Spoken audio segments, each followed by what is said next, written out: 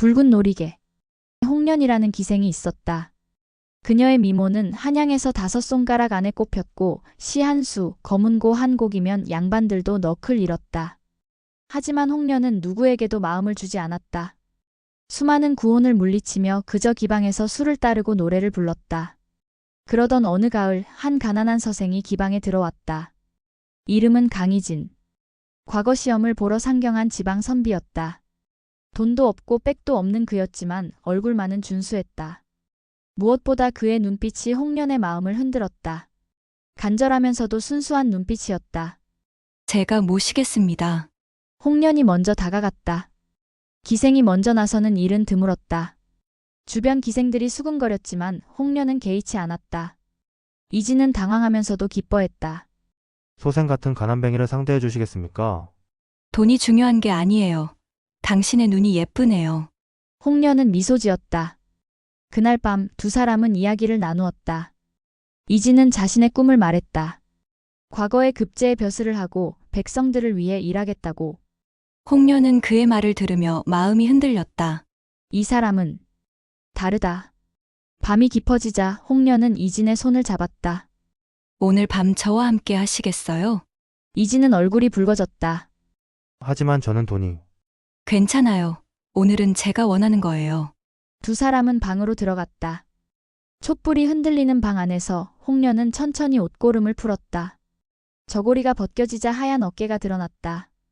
이진은 숨을 죽였다. 처음이세요? 네. 그럼 제가 가르쳐 드릴게요. 홍련은 이진을 끌어당겼다. 두 사람의 입술이 맞닿았다. 처음엔 서툴렀지만 점점 깊어졌다. 이진은 홍련의 허리를 감쌌고 홍련은 그의 옷을 벗겼다. 두 사람은 천천히 서로를 느꼈다. 홍련의 피부는 매끄러웠고 이진의 손길은 떨렸다. 아파하지 않으세요? 아니에요. 좋아요. 홍련은 작은 신음을 흘렸다. 이진은 그녀를 더욱 꽉 안았다. 밤은 깊어갔고 둘의 숨소리만이 방 안을 채웠다. 촛불 그림자가 벽에 두 사람의 모습을 비췄다. 그날 이후 두 사람은 매일 밤 만났다. 이진은 홍련에게 빠져들었고 홍련도 그를 사랑했다. 기생으로 살면서 처음으로 진심을 느꼈다. 이진이 방에 들어오면 홍련의 가슴은 뛰었고 그가 떠나면 세상이 텅 빈 것 같았다. 밤마다 두 사람은 서로를 탐했다. 홍련은 이진의 등을 쓰다듬었고 이진은 홍련의 머리카락에 얼굴을 묻었다. 때로는 격렬하게, 때로는 부드럽게 서로를 느꼈다. 나는 그대만 생각하오. 이진이 숨을 고르며 속삭였다. 저도요. 당신 없이는 못 살 것 같아요. 홍련은 이진의 가슴에 귀를 대고 심장 소리를 들었다. 그 소리가 자신의 심장 소리와 똑같다고 느꼈다. 석 달이 지난 어느 날 이진이 말했다. 나는 그대를 아내로 삼고 싶소. 홍련은 믿을 수 없다는 듯 그를 바라보았다. 하지만 저는 기생이에요. 상관없소. 과거에 급제하면 당장 그대를 데려갈 것이오. 홍련은 눈물을 흘렸다. 기쁨의 눈물이었다. 정말 저를 데려가실 건가요? 약속하오. 반드시.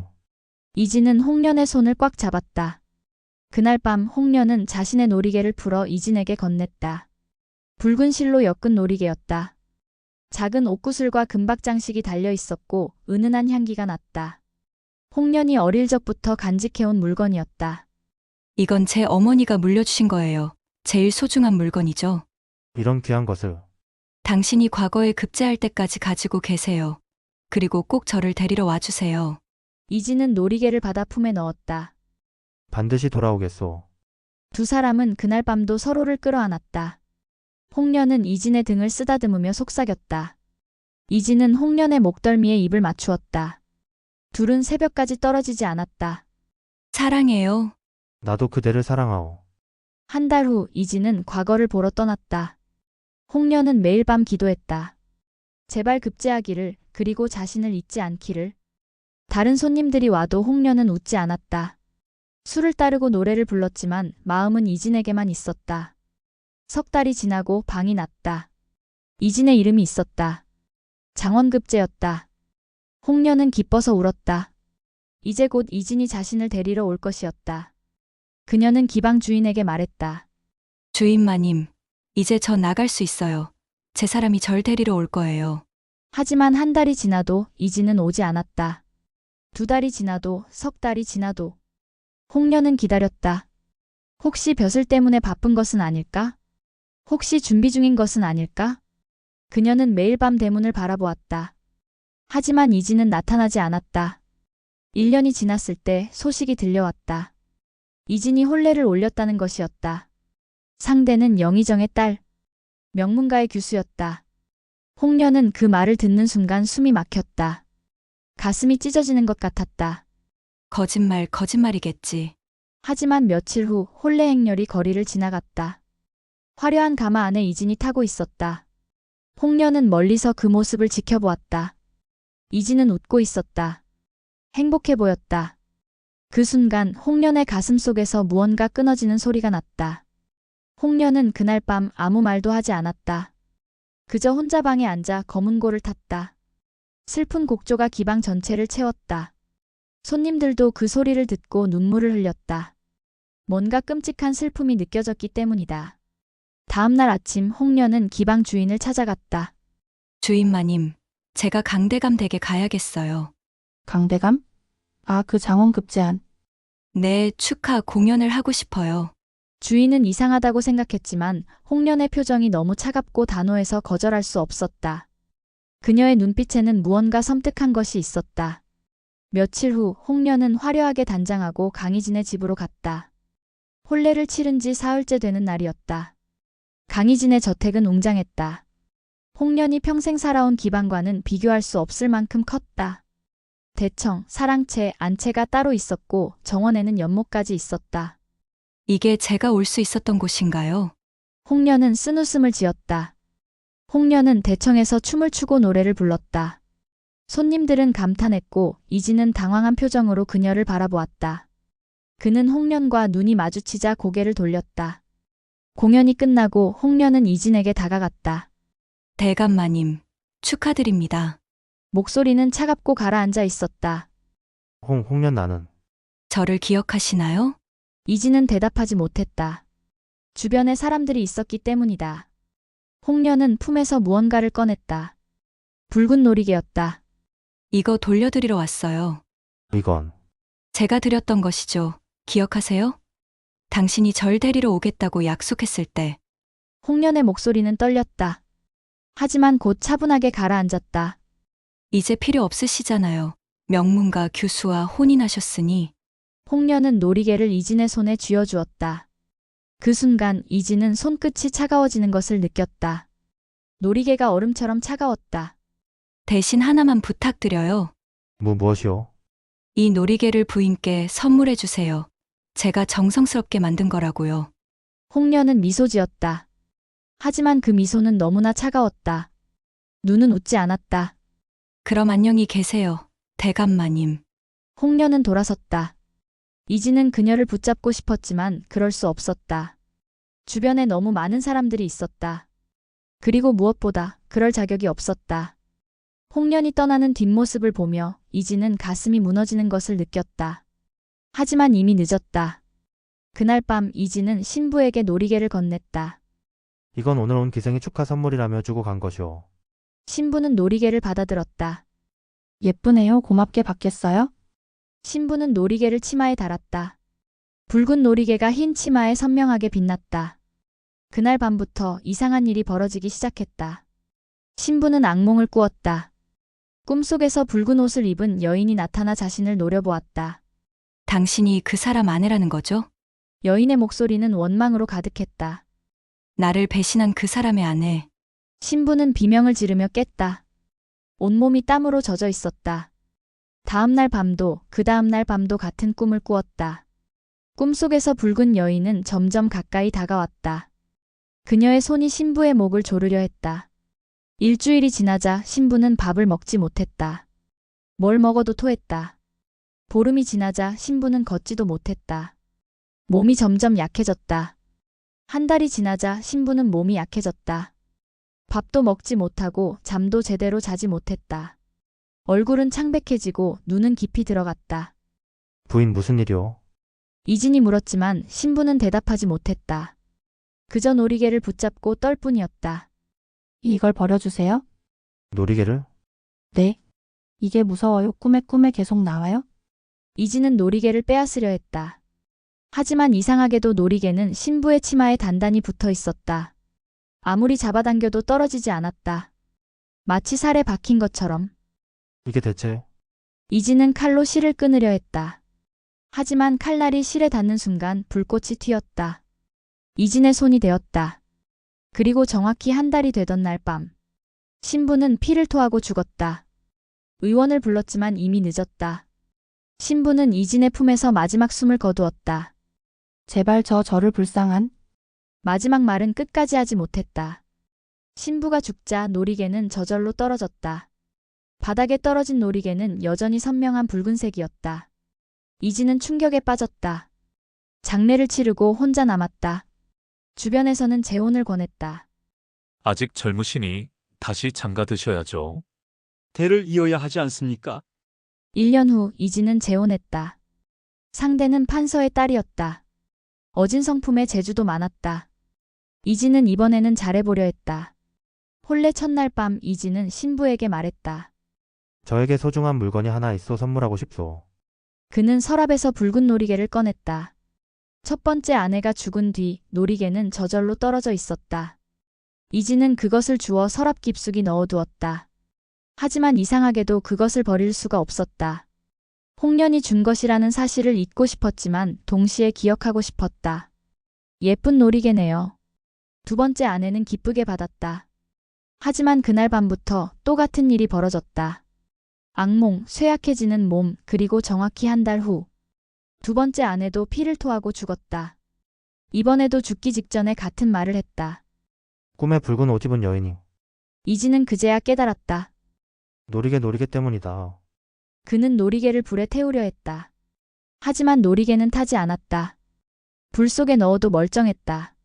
물에 던져도 떠올랐고 땅에 묻어도 다음날 방 안에 놓여 있었다. 산속 깊이 버려도 강물에 던져도 항상 돌아왔다. 이게 대체 무엇이냐? 이진은 두려웠다. 하지만 주변의 압력은 계속되었다. 대를 이어야 한다는 것, 다시 장가들어야 한다는 것. 2번이나 불운이 있었으니 이제 좋은 일만 있을 겁니다. 다시 혼례를 올리십시오.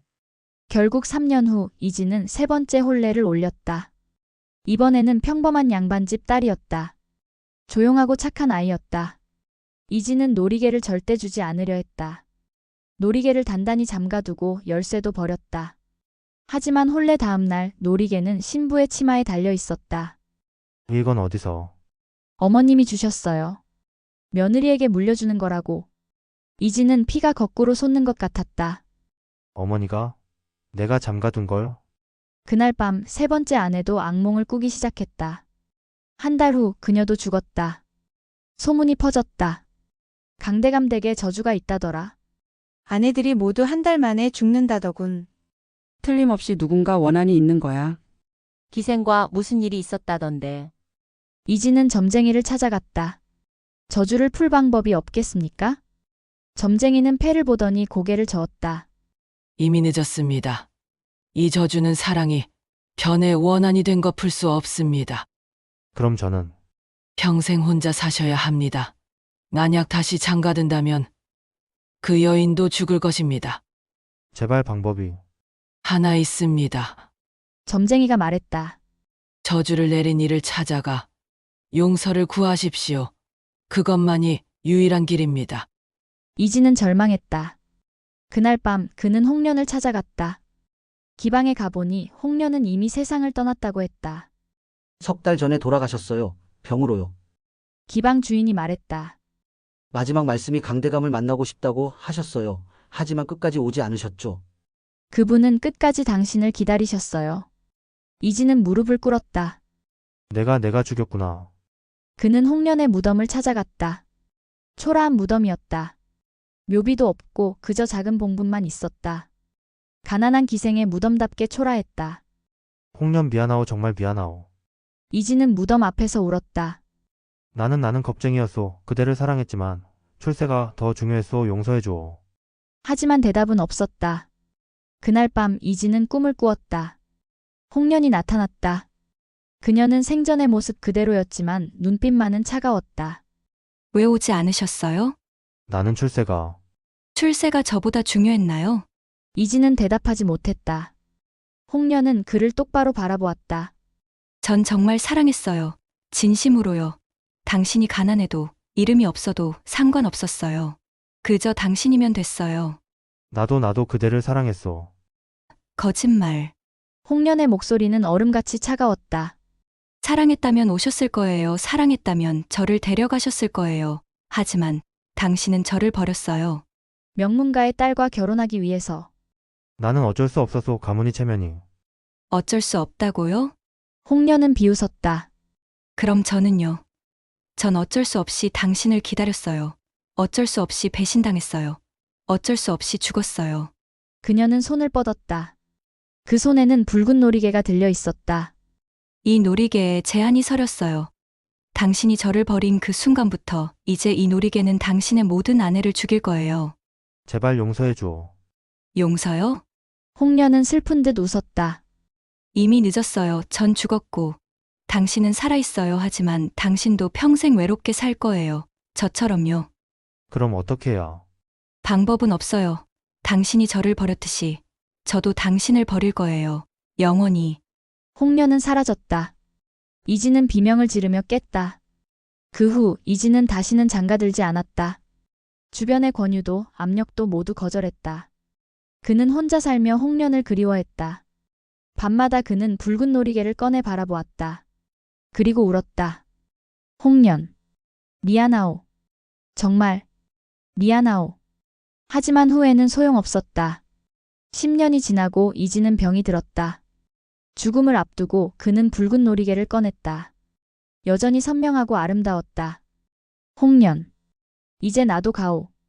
그곳에서 용서를 구하겠소. 이진은 놀이개를 품에 안고 눈을 감았다. 그가 죽은 후 놀이개는 흔적도 없이 사라졌다. 하지만 이야기는 여기서 끝나지 않았다. 100년 후 한양 어느 골동품 가게에 붉은 놀이개가 나타났다. 어떤 양반이 그것을 사서 아내에게 선물했다. 한 달 후 그의 아내는 이유 없이 죽었다. 또 100년 후 다른 곳에서 같은 놀이개가 발견되었다. 역시 같은 일이 일어났다. 사람들은 말한다.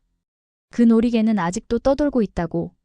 배신당한 여인의 한이 풀리지 않는 한 계속 나타날 것이라고. 그로부터 50년 후 홍련의 후일담이 전해졌다. 어느 무당이 홍련의 넛을 불렀다고 한다. 무당은 떨리는 목소리로 홍련의 말을 전했다. 저는 그를 저주한 게 아니에요. 단지 그가 저를 잊지 않기를 바랐을 뿐이에요. 홍련은 이진이 자신을 버린 그날 밤 혼자 방에서 울며 놀이개에 기도했다고 한다. 제발 저를 잊지 마세요. 만약 저를 잊고 다른 여인을 사랑한다면 그 여인도 제가 느낀 슬픔을 느끼게 해주세요. 그것은 저주가 아니라 간절한 바람이었다. 하지만 너무나 깊은 슬픔과 원망이 담겨 저주로 변해버렸다. 무당은 말했다. 홍련의 혼은 아직도 이승을 떠돌고 있습니다. 놀이개와 함께요. 그녀는 이진을 기다리고 있습니다. 저승에서라도 만나 제대로 된 사랑을 나누기를. 하지만 이진의 혼은 저승에 가지 못했다고 한다. 3명의 아내를 죽게 한 죄로 지옥에서 고통받고 있다고. 그래서 두 사람은 영원히 만날 수 없다. 이승에서도 저승에서도.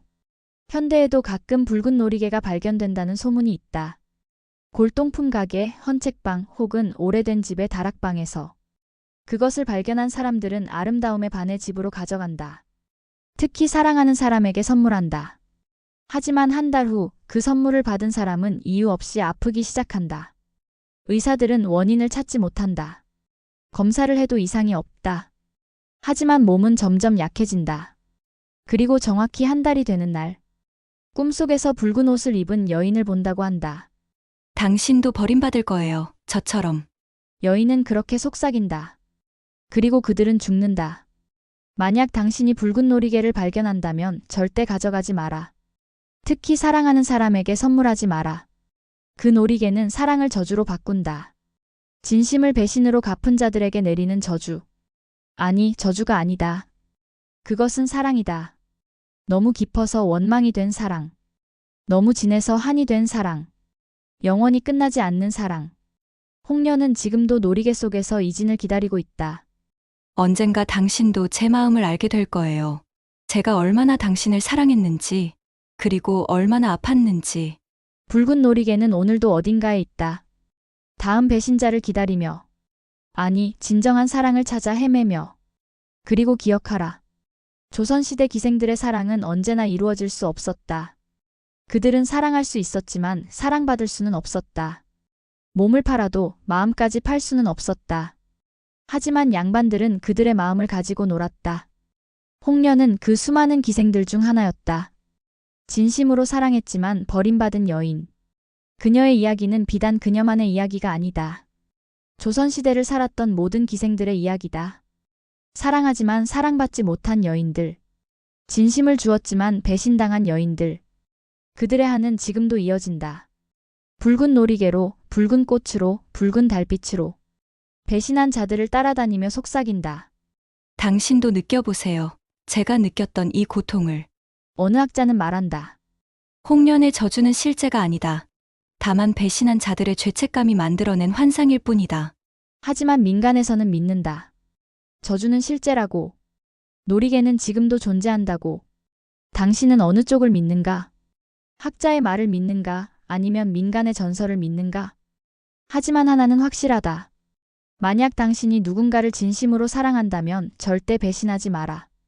그 대가는 당신이 생각하는 것보다 훨씬 무겁다. 홍련의 저주가 실제든 환상이든 배신의 죄책감은 평생 당신을 따라다닐 것이다. 그리고 혹시 알겠는가? 어느 날 당신 앞에 붉은 놀이개가 나타날지. 끝으로 홍련의 마지막 유언을 전한다. 그녀가 죽기 직전 기방 주인에게 남긴 말이다. 주인마님, 저는 후회하지 않아요. 그 사람을 사랑한 것. 비록 버림받았지만 그래도 사랑했던 그 시간은 진짜였어요. 만약 다시 태어난다면 또 그 사람을 사랑할 거예요. 그리고 또 버림받겠죠. 하지만 상관없어요. 사랑하는 것 자체가 행복이었으니까요. 홍련은 그렇게 눈을 감았다. 마지막까지 이진을 사랑하며 그리고 그를 저주하며. 사랑과 저주. 두 감정은 동전의 양면이다. 홍련의 놀이개는 그것을 증명한다. 가장 깊은 사랑이 가장 무서운 저주가 된다는 것을. 이 이야기는 순조연간의 실록에 실제로 기록되어 있다. 강씨성을 가진 대감의 아내들이 연이어 요절했다는 내용이 있고 민간에서는 기생의 저주 때문이라는 소문이 돌았다고 한다. 조선시대 기생들은 사랑을 할 수 없는 신분이었다. 양반들은 그녀들을 즐기되 책임지지 않았다. 수많은 기생들이 사랑하고 배신당하고 버림받았다. 홍련의 이야기는 그 모든 기생들의 이야기다. 진심으로 사랑했지만 버림받은 여인들의 한. 그 한은 놀이개의 서려대대로 전해졌다. 조선의 기생들은 말한다. 우리의 사랑은 죄가 아니다. 다만 신분이 잘못되었을 뿐. 하지만 양반들은 그들의 사랑을 죄라고 했다. 천한 것이라고 했다. 그래서 기생들은 저주했다. 그럼 당신들도 우리처럼 고통받으세요. 붉은 놀이개는 그 저주의 상징이다. 당신이 만약 진정한 사랑을 한다면 끝까지 책임져라. 만약 사랑할 자신이 없다면 처음부터 사랑하지 마라. 중간에 버리는 것이 가장 잔인하다. 홍련이 그것을 증명했다. 그녀의 저주는 아직도 계속되고 있다. 당신은 조심할 수 있겠는가? 서책 속의 여인. 전라도 남원의 최유겸이라는 선비가 살았다. 그는 28배 나이로 아직 장가도 들지 못한 채 과거 공부에만 매진하고 있었다. 집안은 가난했고 사람들과 어울리는 것도 서툴렀다. 다만 책만은 좋아했다. 그에게 책은 유일한 것이었다. 어느 가을날 유겸은 장터에서 헌책을 샀다. 이 책 얼마요? 그거 좀 이상한 책이라네. 싸게 줄 테니 가져가게. 주인의 말이 묘했지만 유겸은 개의치 않았다. 책은 연료전이었다. 조금 낡았지만 상태는 괜찮았다. 집으로 돌아온 유겸은 서재에서 책을 펼쳤다. 그런데 이상한 것이 보였다. 책의 한 페이지에 붉은 자국이 있었다. 자세히 보니 입술 자국이었다.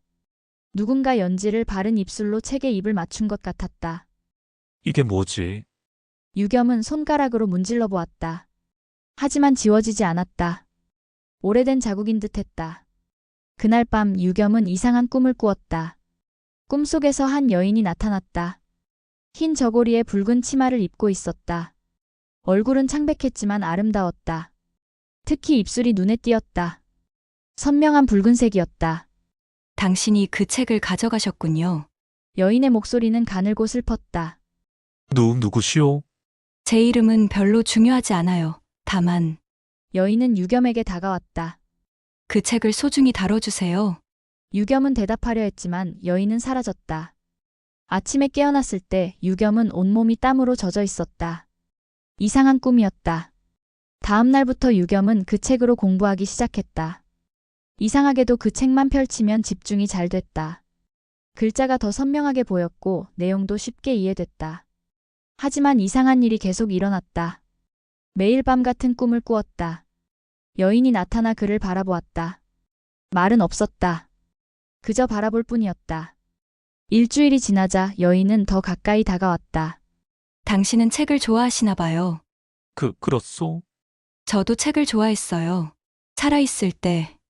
유겸은 숨이 막혔다. 살아있을 때라니, 그럼 그대는? 네, 저는 이미 죽었어요. 오래전에. 여인은 슬픈 듯 웃었다. 그 책에 제 혼이 깃들어 있어요. 제가 마지막으로 읽던 책이거든요. 유겸은 두려웠지만 동시에 궁금했다. 왜 그 책에 입술 자국을? 그건 여인은 붉은 입술을 만졌다. 제가 죽기 전 마지막으로 한 일이에요. 책에 입을 맞추는 것, 제가 가장 사랑하던 것에 작별 인사를 하려고요. 유겸은 가슴이 아팠다. 여인의 목소리가 너무 슬펐기 때문이다. 그대는 왜 죽었소? 그건 아직 말씀드릴 수 없어요. 여인은 사라졌다. 보름이 지났다. 유겸은 매일 밤 여인을 만났다. 처음엔 두려웠지만 점점 익숙해졌다. 아니, 익숙해지는 것을 넘어 기다리게 되었다. 여인은 그에게 책 내용을 설명해 주었다. 깊이 있는 해석을 들려주었다. 유겸의 학문은 일취월장했다. 그대 덕분에 많이 배우고 있소. 다행이에요. 제가 도움이 된다니. 여인은 미소 지었다. 창백한 얼굴에 핀 미소는 애처로웠다. 어느 날 밤 유겸이 물었다. 그대의 이름은 무엇이오? 이름이 중요한가요? 알고 싶소. 매일 만나는데 이름도 모르는 건. 여인은 잠시 망설이다 말했다. 운영이에요. 제 이름은 운영. 운영, 아름다운 이름이요. 고맙습니다. 그날 밤 운영은 유겸 곁에 앉았다. 평소보다 가까웠다. 당신은 왜 혼자 사세요? 나는 가난해서 장가도 못 들었소. 그게 다예요? 유겸은 솔직하게 대답했다. 사실 사람들과 어울리는 게 어렵소. 책이 더 편하오. 운영은 고개를 끄덕였다. 저도 그랬어요. 사람들이 무서웠어요. 책만이 저를 이해해줬죠? 두 사람은 서로를 바라보았다. 우리 비슷하네요. 그러게요. 그날 밤 운영은 유겸의 손을 잡았다. 차가웠다. 하지만 확실히 존재했다. 한 달이 지났다. 유겸과 운영은 매일 밤 만났다. 둘은 책에 대해 이야기하고 삶에 대해 이야기했다. 운영은 점점 말이 많아졌다. 제가 살아있을 때 저는 양반집 교수였어요. 어느 날 밤 운영이 자신의 이야기를 꺼냈다. 하지만 여자라는 이유로 배울 수 없었죠. 오빠들은 서당에 다녔지만 저는 집 안에만 있어야 했어요. 그래서? 몰래 배웠어요. 오빠들이 버린 책을 주워 읽고 담 너머로 선생님 말씀을 엿듣고 그렇게 글을 배웠어요. 운영의 눈에 눈물이 맺혔다. 하지만 들켰어요. 아버지가 제가 책 읽는 걸 보셨죠. 그리고 화를 내셨어요. 왜? 여자가 글을 읽으면 애군이 든다고, 집안을 망친다고 그래서. 운영은 말을 잇지 못했다. 그래서 어떻게 됐소? 아버지가 제 책을 모두 불태우셨어요. 제 앞에서요. 저는 그걸 보면서 죽고 싶었어요. 유겸은 그녀의 손을 꽉 잡았다. 그리고 정말 죽었어요. 무슨 뜻이오? 그날 밤, 저는 몰래 서재에 들어갔어요. 마지막으로 책을 읽고 싶었어요. 그리고 그 책에 입을 맞췄죠. 작별 인사였어요. 운영은 유겸을 바라보았다. 그리고 우물에 몸을 던졌어요. 책도 읽을 수 없는 삶은 살 가치가 없다고 생각했거든요. 유겸은 숨이 막혔다. 그래서 그대의 혼이 책에? 네, 제 마지막 사랑이 책이었으니까요. 그래서 책 속에 남았어요. 두 사람은 한참을 말없이 있었다. 나는 그대가 불쌍하오. 불쌍하긴요. 저는 제 선택에 후회하지 않아요. 운영은 미소 지었다. 오히려 당신을 만날 수 있어서 다행이에요. 2달째가 되던 날 이상한 일이 일어났다. 유겸이 아침에 책을 펼쳤을 때 입술 자국이 사라져 있었다. 이게 어떻게? 유겸은 당황했다. 분명 어제까지 있었는데 그날 밤 운영은 나타나지 않았다. 유겸은 잠들지 못하고 운영을 불렀다.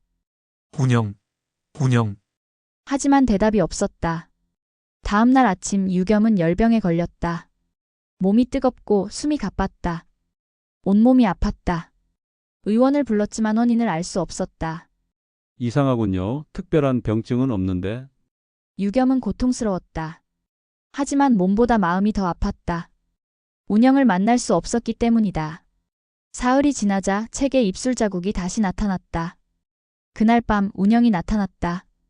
운영, 어디 갔었소? 미안해요. 저도 어쩔 수 없었어요. 운영은 창백했다. 평소보다 더 흐릿했다. 무슨 일이오? 제 혼이 약해지고 있어요.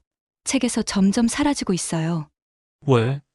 당신이 제 책을 너무 많이 읽어서 제 기운이 다 소진되고 있어요. 유겸은 책을 덮었다. 그럼 이제 안 읽겠소? 아니에요. 읽어주세요. 운영은 유겸의 손을 잡았다. 제가 책 속에 있는 이유는 누군가 읽어주기를 바라서예요. 당신이 읽어줄 때 저는 행복해요. 하지만 그러면 그대가 괜찮아요. 저는 이미 죽은 사람이에요. 유겸은 눈물을 흘렸다. 나는 그대를 잃고 싶지 않소. 저도 당신을 떠나고 싶지 않아요. 두 사람은 서로를 끌어안았다. 그날 이후 입술 자국은 일주일마다 사라졌다 다시 나타났다. 자국이 사라진 날 유겸은 열병에 시달렸다. 자국이 나타난 날 운영을 만날 수 있었다. 패턴이 명확했다. 유겸은 깨달았다. 입술 자국과 운영의 존재가 연결되어 있다는 것을. 운영, 내가 어떻게 하면 그대를 도울 수 있소? 방법은 없어요. 분명 있을 거요. 유겸은 여러 책을 찾아보았다. 귀신에 관한 책, 혼백에 관한 책. 하지만 답은 없었다. 석 달째가 되던 날 운영이 말했다. 한 가지 방법이 있긴 해요. 무엇이오? 말해주시오. 당신이 저를 완전히 잊는 거예요. 그러면 저는 책에서 해방되고 당신도 열병에서 벗어날 수 있어요. 그건 안 돼. 다른 방법은 없어요. 운영은 슬픈 듯 웃었다. 아니면 아니면 당신이 저와 함께 오는 거죠. 저쪽 세상으로. 유겸은 침묵했다. 운영의 말은 즉 죽음을 의미했다. 농담이에요. 그러지 마세요. 운영은 유겸의 뺨을 쓰다듬었다. 당신은 살아야 해요. 저 대신 많은 책을 읽고 많은 걸 배우고 행복하게 사세요. 그대 없이? 네, 저 없이요. 유겸은 고개를 저었다. 나는 그럴 수 없소. 넉 달째 입술 자국은 더 자주 사라지기 시작했다. 일주일에 한 번이던 것이 사흘에 한 번으로 그리고 이틀에 한 번으로. 유겸은 그만큼 자주 열병에 시달렸다. 몸은 점점 약해졌다. 이러다 당신이 죽어요. 운영은 울먹였다. 제발 저를 잊어주세요. 싫고 나는 그대를 잊을 수 없소. 유겸은 완고했다. 어느 날 밤 운영이 제안했다. 그럼 한 가지 방법이 더 있어요. 무엇이오? 제가 당신에게 완전히 넘어가는 거예요. 무슨 뜻이오? 운영은 유겸의 눈을 똑바로 바라보았다. 제 혼을 당신에게 주는 거예요. 그러면 저는 사라지지만 당신 안에서 살 수 있어요. 그게 무슨? 키스예요. 제가 당신에게 입을 맞추면 제 혼이 당신에게 전해져요. 유겸은 숨을 죽였다. 하지만 그러면 그대는 사라지죠. 하지만 완전히 사라지는 건 아니에요. 당신 안에서 살아있을 테니까. 운영은 유겸에게 다가왔다. 제가 당신에게 입맞춤을 해도 될까요? 유겸은 대답 대신 고개를 끄덕였다. 운영은 천천히 얼굴을 가까이 했다. 그녀의 입술이 유겸의 입술에 닿았다. 차가웠다. 얼음처럼 차가웠다. 하지만 동시에 달콤했다. 유겸은 운영을 끌어안았다. 운영도 그를 안았다. 두 사람은 긴 입맞춤을 나눴다. 시간이 얼마나 흘렀을까? 운영의 몸이 흐릿해지기 시작했다. 안 돼, 안 돼. 유겸은 그녀를 놓지 않으려 했지만 운영은 연기처럼 흩어졌다. 고마웠어요. 당신을 사랑했어요. 운영의 마지막 말이었다. 그녀는 완전히 사라졌다. 유겸은 비명을 지르며 깼다. 아침이었다. 온몸이 땀으로 젖어 있었다. 그는 서둘러 책을 펼쳤다. 입술 자국은 사라져 있었다. 완전히. 운영. 운영. 유겸은 운영을 불렀지만 대답은 없었다. 그날 밤도 다음 날 밤도 운영은 나타나지 않았다. 유겸은 절망했다. 하지만 이상한 일이 일어났다. 열병이 사라졌다. 몸이 가벼워졌다. 오히려 전보다 건강해진 것 같았다. 그리고 책을 읽을 때마다 운영의 목소리가 들렸다. 이 부분은 이렇게 해석하는 게 좋아요. 당신 정말 똑똑해요. 유겸은 깨달았다. 운영이 자신 안에 있다는 것을. 운영 그대는 내 안에 있는 거요? 네, 이제 저는 당신의 일부예요. 유겸은 눈물을 흘렸다. 슬픔과 기쁨이 뒤섞인 눈물이었다. 그로부터 1년 후 유겸은 과거에 급제했다. 장원급제였다. 운영의 도움 덕분이었다. 유겸은 벼슬을 받고 한양으로 올라갔다. 주변에서는 장가를 권했지만 유겸은 거절했다. 저는 이미 사랑하는 사람이 있습니다. 사람들은 이상하게 여겼지만 유겸은 개의치 않았다. 밤마다 그는 운영과 대화를 나눴다. 책을 읽으며 시를 지으며 서로를 느꼈다. 오늘 상감님께서 칭찬하셨소. 정말요? 잘했어요. 그대 덕분이요. 아니에요. 당신 실력이에요. 두 사람은 행복했다. 비록 운영은 보이지 않았지만 유겸은 항상 그녀를 느낄 수 있었다. 10년이 흘렀다. 유겸은 고위 관직까지 올랐다. 하지만 여전히 혼자였다. 어느 가을날 유겸은 병이 들었다. 깊은 병이었다. 의원들은 고개를 저었다. 대감 이제 얼마 남지 않으셨습니다. 유겸은 담담하게 받아들였다. 그날 밤 유겸은 서재에서 그 책을 꺼냈다. 열려전. 10년 동안 간직해온 책이었다.